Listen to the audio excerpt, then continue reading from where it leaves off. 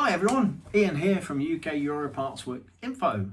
This is a quick video talking about the realities of really coming in and working in the EU, in any one of the EU 27 states and within the Schengen area post December 31st this year. I've given you a series of quick videos that give you an idea of what the realities are in terms of regulations. However, as someone who's worked in the industry for over 30 years and travelled extensively with bands, either as a musician or as a tour manager or as an agent or a manager, give you a little bit of a hint of what really happens at the border. So you want to come and play in the EU? Yep, you still can. Literally speaking, you will require legally a work permit or a visa of some type to work in any one of the EU 27.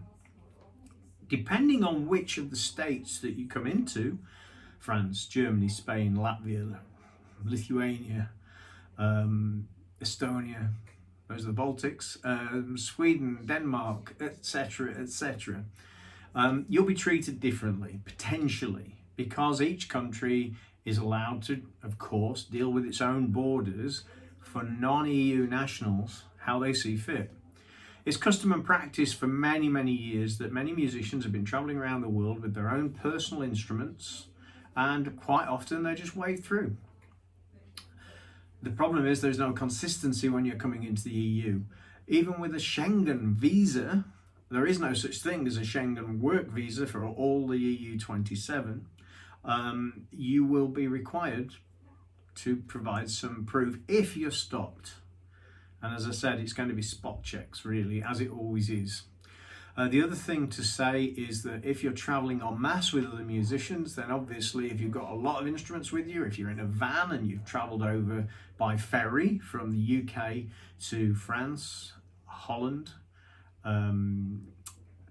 Germany, if you go all the way up there, which is unusual, then the authorities there will potentially stop you. And if you're in a van with a lot of instruments, then it would be most definitely worthwhile getting a carnet. You should legally get a carnet for your own instrument, but as I said, custom and practice, that's the reality of what's happening. We don't know at the moment if there's going to be any official reciprocity on in either direction on making this a formal arrangement for instruments with musicians. We hope so, because that would make things a lot easier.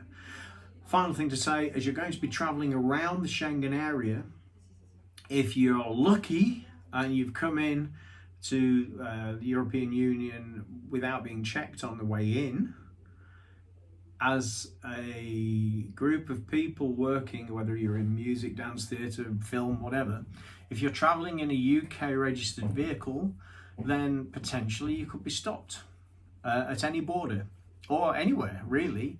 And if you have goods and equipment with you which you have not got a carnet for, then you may be in a spot of bother, but maybe not.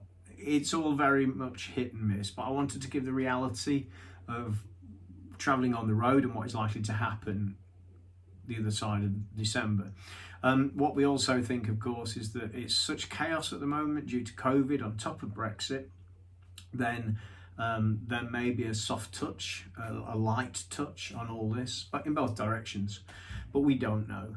So once again, just keep all this in mind, keep looking at the website. We'll update with details whenever we can on carnets, visas, work permits, all of that and more, and tax, etc., and payments. So stay well, stay safe, and hope to see you soon. Bye for now.